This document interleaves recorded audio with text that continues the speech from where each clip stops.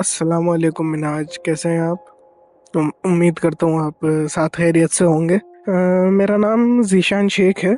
मैं एक MBBS student हूँ और मैं करंटली दिल्ली से अपनी एमबीबीएस जो है वो परस्यू कर रहा हूँ।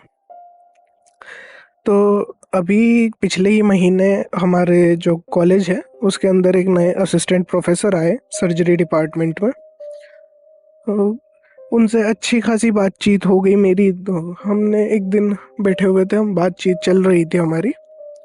तो उसी बातचीत के दौरान ये बात निकली कि मैंने उन्हें बताया कि सर मैं हॉरर स्टोरीज़ राइट करता हूँ और मैं सुनाने भी जाता हूँ मुख्तलिफ यूट्यूब चैनल्स पर एज ए पॉडकास्ट गेस्ट। उन्हें जब मेरी इस रुचि के बारे में पता चला तो उन्होंने बताया कि एक ऐसा वाक़या उनकी ज़िंदगी में पेश आया हुआ है जिसने उनकी पूरी ज़िंदगी को मतलब एक नया मोड़ ही दे दिया एक तरीके से। अभी ये जो वाक़या है इसकी शुरुआत होती है करीब 8 साल पहले। अब जो डॉक्टर साहब हैं, 8 साल पहले वो पीजी कर रहे थे हरियाणा के किसी कॉलेज से। उनकी एक रात को नाइट ड्यूटी लगती है। अब उस नाइट ड्यूटी के दौरान उन्हें जो इमरजेंसी है वो भी संभालनी थी और दोनों मेल और फीमेल वार्ड भी संभालने थे। ये सब चल ही रहा था कि उन्हें एक सिगरेट पीने की तलब हुई। तो अब जाहिर सी बात है कि हॉस्पिटल में ऐसे ही कहीं पे तो सिगरेट वो पी नहीं सकते थे, तो उनके पास दो तरीके थे। या तो जो ऊपर के फ्लोर्स खाली रहते हैं उनमें से किसी एक फ्लोर पे जा कर के सिगरेट पीना, किसी अच्छा कोना देख के, या फिर हॉस्पिटल से बाहर निकल कर के जो टपरी होती है उन पर जा कर के सिगरेट पीना।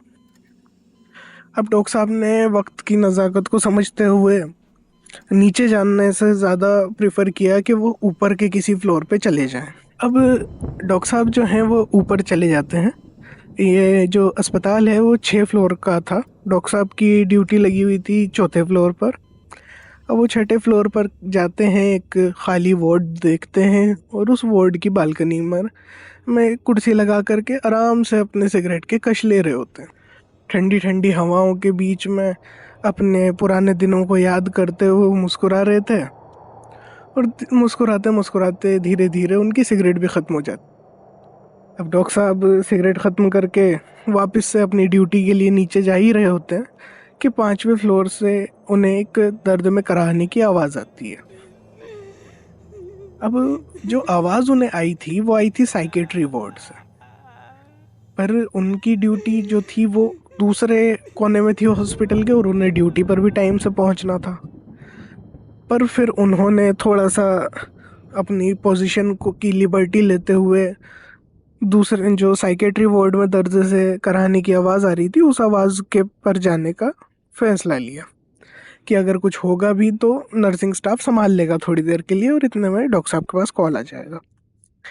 अब डॉक्टर साहब जब साइकेट्री वार्ड में गए तो वहाँ पर सिर्फ एक ही बेड ऑक्यूपाइड था जिस पे एक 90 साल के आसपास की बूढ़ी औरत लेटी हुई थी। अब जी डॉक्टर साहब जाते हैं और देखते हैं आसपास कोई भी नर्सिंग स्टाफ अवेलेबल नहीं है, कोई वार्ड बॉय अवेलेबल नहीं है। तो किसी को कुछ ना कहते हुए सीधे उन अम्मा के पास जाते हैं और उनसे पूछते हैं कि अम्मा क्या हुआ, आप इतना परेशान हो, कोई देखने वाला नहीं है क्या यहाँ पर, और आपको क्या तकलीफ हो रही है ताकि उसका इलाज किया जा सके। तो जो बूढ़ी अम्मा होती हैं वो बताती हैं कि बेटा इस तरीके से दर्द हो रहा है, तो जो भी सप्लाइज़ अवेलेबल होती हैं वहाँ पर वो उन सप्लाइज़ में से कुछ मुख्तलिफ दवाओं को ले कर के उनका ट्रीटमेंट कर देते हैं। ठीक है साहब, दर्द जो है वो ख़त्म हो चुका था उनका, या ख़त्म नहीं हुआ होगा तो कुछ हद तक कम हो चुका होगा। अब डॉक्टर साहब उनसे कहते हैं कि अगर अम्मा किसी भी तरीके की आपको परेशानी आए तो आप बस एक बार मुझे याद कर लेना, मैं आ जाऊँगा। अम्मा भी बोलती हैं कि ठीक है बेटा, वैसे तो कोई यहाँ पर आता नहीं है, दिन में एक बार अगर किसी डॉक्टर ने चक्कर लगा लिया तो ठीक है, नहीं तो अगर एक दो बार वार्ड बॉय आ जाते हैं और ज़्यादातर वो भी नहीं आते। तो डॉक्टर साहब फैसला करते हैं कि वो खुद उन अम्मा का ध्यान रखेंगे और इसी तरीके से वो 4 से 5 दिन तक कभी उनके लिए खाने का सामान ले जाते तो कभी उनसे बातें करने के लिए बैठ जाते।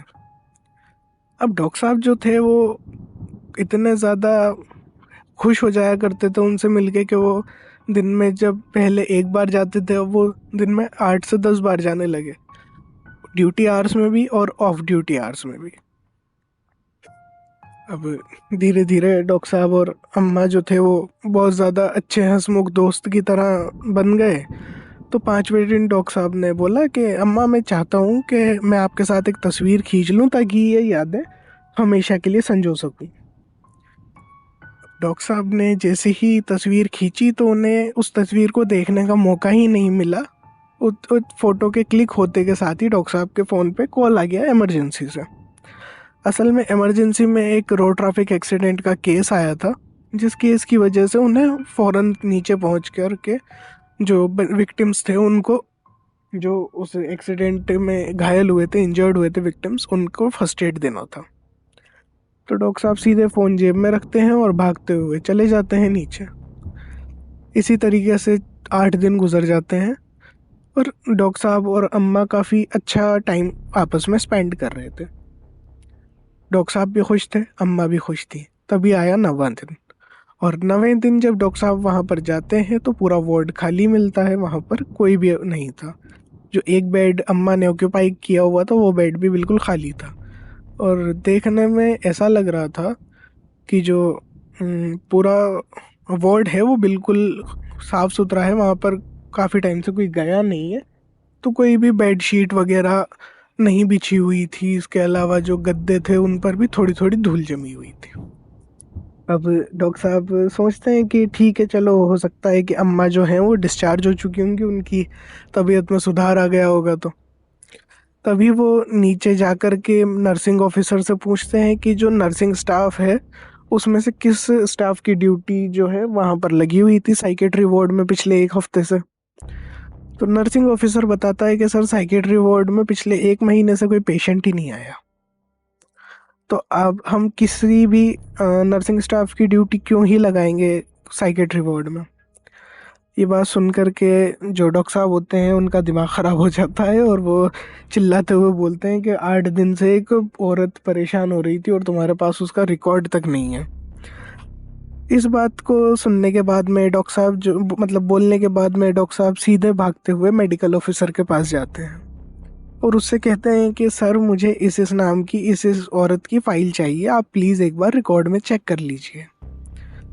तो जब मेडिकल ऑफिसर जो होते हैं वो अपने रिकॉर्ड में चेक करते हैं तो उन्हें पता चलता है कि इस नाम का आखिरी बार पेशेंट जो है वो 8 साल नहीं 9 साल पहले आया था हॉस्पिटल में। तो 9 साल पहले केस आया था उस नाम का, और उसके बाद से कभी कोई केस आया ही नहीं। तो डॉक्टर साहब पूछते हैं कि अगर ऐसा कोई केस नहीं आया तो मैं किसका ध्यान रख रहा था। अच्छा, अभी तक भी डॉक्टर साहब को दिमाग में ये नहीं आई बात कि उनके पास एक तस्वीर भी है उन अम्मा की। तो उन्हें पता चलता है मेडिकल ऑफिसर से कि जो 9 साल पहले केस आया था वहाँ पर उन अम्मा का बेटा उन्हें रख के मतलब छोड़ करके गया था और उसके बाद वो कभी देखने ही नहीं आया। फिर एक दिन अम्मा को डिस्चार्ज कर दिया गया और उसके बाद से उनकी कोई खैर खबर हॉस्पिटल में तो नहीं है। अब डॉक्टर साहब जो होते हैं वो पूछते हैं कि एड्रेस तो होगा ही सही उसके बेटे का। तो उस बेटे का एड्रेस लिया जाता है और डॉक्टर साहब वहाँ पर जाते हैं तो देखते हैं कि वो जो बेटा था उन अम्मा का वो भी काफ़ी बुज़ुर्ग हो चुका था। जब वहाँ पे घर के अंदर जाने के बाद में एक सर्वे का बहाना देते हुए वो पूछते हैं कि घर में कौन कौन है, बूढ़े बुजुर्ग हैं कि नहीं है। तो उनकी नज़र पड़ती है उस बेटे के पीछे की दीवार पर टंगी हुई एक तस्वीर पे। तस्वीर में साफ साफ नज़र आ रहा था कि ये वही बूढ़ी महिला है जिनका डॉक्टर साहब जो है वो पिछले 8 दिन से इलाज कर रहे थे, और उनकी जो तस्वीर थी उसके ऊपर एक हार चढ़ा हुआ था। अब डॉक्टर साहब पूछते हैं कि ये इनकी मृत्यु कब हुई, डेथ कब हुई इनकी। तो वो बेटा बताता है कि डॉक्टर साहब देखो, वैसे तो मैं किसी को बताता नहीं हूँ पर पता नहीं क्यों मेरा मन कर रहा है आपको सच बताने का। तो हम 2 भाई थे और मेरा छोटा भाई जो था वो कभी माँ के साथ माँ को अपने साथ नहीं रखना चाह रहा था, और धीरे धीरे माँ के खर्चे जो थे वो मुझे उससे उठाना भारी पड़ रहा था मुझे, मतलब वो अपनी माँ के खर्चे नहीं उठा पा रहा था। तो वो क्या करता है कि माँ को एक हॉस्पिटल में एडमिट करवा के आ जाता है, और उसके बाद से उसने कभी पूछना भी मुनासिब नहीं समझा कि उसकी माँ जिंदा है कि नहीं है। डॉक्टर साहब को गुस्सा बहुत आता है, पर फिर वो अपने गुस्से को मतलब पी जाते हैं एक तरीके से गुस्से को, और बोलते हैं कि ठीक है भाई, क्या ही कर सकते हैं। और वहाँ से जाने लगते हैं। जाते जाते वो एक आखिरी बार पूछते हैं कि अगर इसके अलावा भी कोई घर हो जहाँ पर तुम लोग रहा करते हो। तो वो जो उस अम्मा का बेटा होता है वो बताता है कि हमारा एक पुश्तैनी घर हुआ करता था एक गांव में, और वो गांव जो था वो उत्तराखंड में पड़ता था। तो डॉक्टर साहब वहाँ पर जाते हैं, पर जब 1.5 से 2 दिन उनको शायद लगते हैं पहुँचने में उस गांव में। और जब वो पहुँचते हैं तो पूरा गांव जो था वो पूरा सुनसान हो चुका था। अब लाजमी सी बात है, गांव दिहाड़ का इलाका है, तो लोग बाग जल्दी ही सो जाया करते हैं। 7-8 बजते बजते तो लगभग सभी सो जाते हैं। अब डॉक्टर साहब वहाँ पर देख रहे होते हैं क्या किया जाए, किससे पूछा जाए। इतने में एक छोटा सा बच्चा हाथ में पानी की बाल्टी लेकर के जा रहा होता है। वो बच्चा उनसे पूछता है कि आप कौन हो और यहाँ पे क्या कर रहे हो इतनी रात को। तो बच्चे को बताते हैं कि बेटा मैं किसी की तलाश में आया हूँ और मैं उनको ढूंढ रहा था। तो बच्चा बोलता है कि अंकल ये टाइम तो सही नहीं है, आप एक काम कीजिए, आप मेरे घर पे चलिए, हमारे घर पे रात रुकिए और अगले सवेरे आप ढूंढ लीजिएगा जिसको भी ढूंढना, यहाँ पर आप ढूंढने के लिए आए हैं। अब साहब डॉक्टर साहब चल जाते हैं, और वहाँ पर जाकर के उस मतलब जो बच्चा होता है उसके घर में सिर्फ 2 लोग होते हैं, वो और उसकी माँ। उसकी माँ पूछती है तो बच्चा बताता है कि माँ ऐसी ऐसी बात है, ये मुझे ऐसे गांव में मिले थे और मैं इनको घर ले आया। रात का टाइम है और जंगली जानवरों का भी खतरा है, तो ये आज हमारे घर पे ही रुकेंगे। तो डॉक्टर साहब को खाना वगैरह खिलाया जाता है, फिर उन्हें एक डेडिकेटेड रूम और एक बिस्तर दिया जाता है सोने के लिए, ताकि वो आराम से अपनी नींद पूरी कर सकें। जब सवेरे डॉक्टर साहब की आंख खुलती है तो वो हैरान रह जाते हैं ये देख कर कि डॉक्टर साहब जो हैं वो एक खंडर में सो रहे थे, और जो आसपास के जितने भी घर थे वो सब भी खंडर में तब्दील हो चुके थे। डॉक्टर साहब परेशान होते हुए इधर उधर देखते हैं, और फिर ढूंढते ढूंढते वो रात शाम होते होते बस स्टैंड पर पहुंच जाते हैं। बस स्टैंड पर उन्हें एक बूढ़ा आदमी नजर आता है, जो पूछता है कि बेटा तुम यहाँ पर क्या कर रहे हो, इस गांव के तो नहीं लगते। और वो बताते हैं कि साहब मैं इसी तरीके से एक औरत को ढूंढता हुआ आया था, और मैं उस उन्हीं के तलाश में भटक रहा हूँ। अब एक चीज़ जो डॉक्टर साहब ने की थी यहाँ पर आने से पहले, वो जब उन बूढ़ी औरत के बेटे के घर पे गए थे, तो उन्होंने हार चढ़ी हुई तस्वीर का एक फोटो फोन में कैप्चर कर लिया था। पता नहीं क्यों किया था, बस उन्होंने कर लिया था।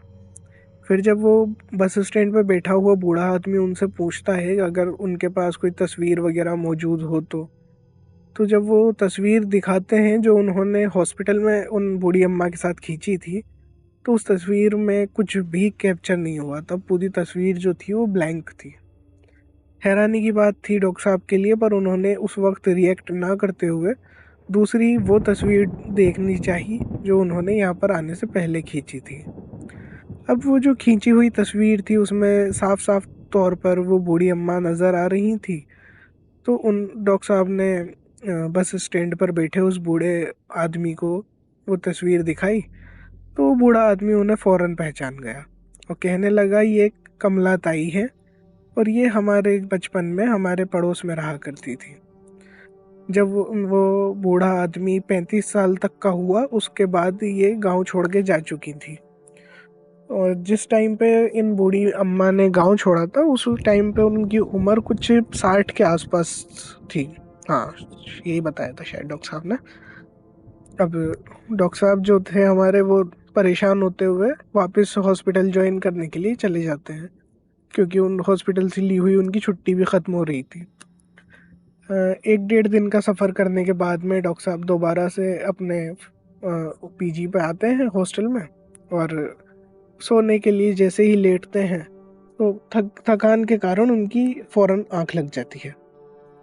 अब धीरे धीरे वो नींद के आगोश में खो रहे थे और तभी उन्हें एक ख्वाब आता है।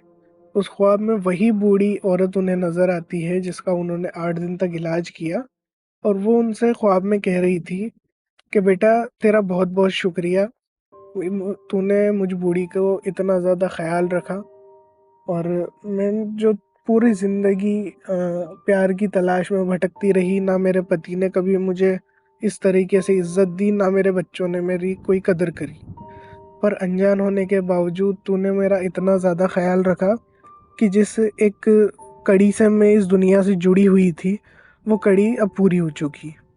दरअसल उनका कहने का मतलब ये था कि वो प्यार की तलाश में पूरे ज़िंदगी भटकी, पर उन्हें किसी से भी ना प्यार मिला, ना ठीक, ना प्रॉपर इज्जत। तो उनकी जो रूह थी वो इस जहान में अटकी हुई थी कि कोई भी अगर थोड़ा सा भी उन्हें रेस्पेक्ट और प्यार देता तो वो अपने उनकी जो रूह थी वो बाहर जा चली जाती, इस दुनिया से लौट जाती और अपनी दुनिया में चली जाती। डॉक्टर साहब कुछ बोल नहीं पा रहे थे ख्वाब में, और बस उनकी आंखों से आंसू निकले जा रहे थे। निकलते आंसुओं के साथ साथ डॉक्टर साहब ने उनकी तरफ जब देखा तो वो बोली कि बेटा, अब मैं जा रही हूँ, और जाते जाते एक आशीर्वाद तुझे दे करके जा रही हूँ। आज से तेरे हाथ में इतनी ज़्यादा शिफा होगी कि जिस भी मरीज़ का तू इलाज करेगा उसे फ़ौरन अपनी तकलीफ़ से आराम मिल जाएगा, और वो पूरी ज़िंदगी तुझे दुआ देता रहेगा। और लाजमी सी बात है कि अब जो बड़े बूढ़े होते हैं, चाहे वो जिंदा हो या वो ऊपर जाने के बाद में दुआ दे रहे हो, मेरे को उर्दू वर्ड नहीं पता इसका क्या कहते हैं, तो थोड़ा सा सॉरी। तो बड़े बूढ़ों की दुआ हमेशा काम आती है, और वही दुआ डॉक्टर साहब के आज काम आ रही है। क्योंकि पिछले 1 महीने से मैं देख रहा हूँ कॉम्प्लिकेटेड से कॉम्प्लिकेटेड सर्जरीज भी डॉक्टर साहब जो हैं वो बहुत आसानी से कवर अप कर लेते हैं, और जिस भी मरीज का वो इलाज करते हैं वो मरीज दोबारा वापस आता है और उन्हें थैंक यू बोल के जाता है। तो यही थी वो स्टोरी। अब मैं इसमें कुछ कहना नहीं चाहूँगा। हो सकता है कि उनके हाथ में पहले से शिफा हो, या हो सकता है कि जो पूरी कहानी डॉक्टर साहब ने मुझे बताई थी, जो अभी अभी मैंने आप लोगों के सामने पेश करी है, तो वो सारी उनकी बनाई हुई भी हो सकती है। अच्छा, इसमें मैंने मेरी तरफ से कुछ भी ऐड नहीं किया है, तो जैसे भी आपको लगे एक बार प्लीज़ बताना। Thank you. अल्लाह हाफिज़।